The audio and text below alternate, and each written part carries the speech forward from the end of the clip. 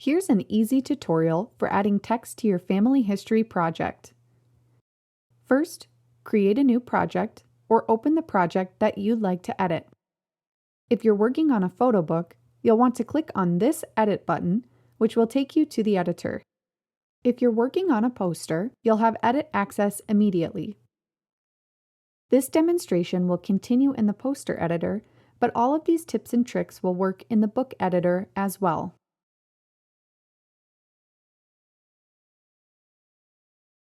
To add text to an existing blank text box, double-click the plus sign for the placeholder you'd like to fill. You will see a flashing cursor, which means you can edit or add text in the box.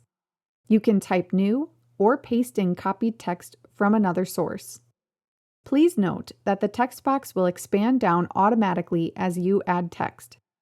However, if you want the text box to be more or less wide, you must expand it manually.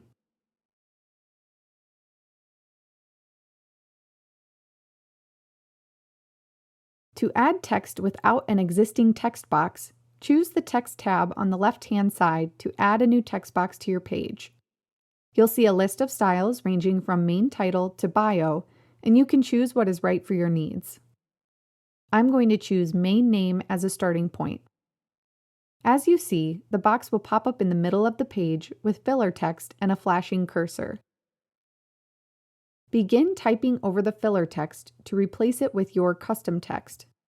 Then, click off the text box to save your edits. Once you're done editing the text, you can click on the box and resize, rotate, or move the text box as needed. You may also adjust font styles and sizes. Check our library of videos to learn more about these features.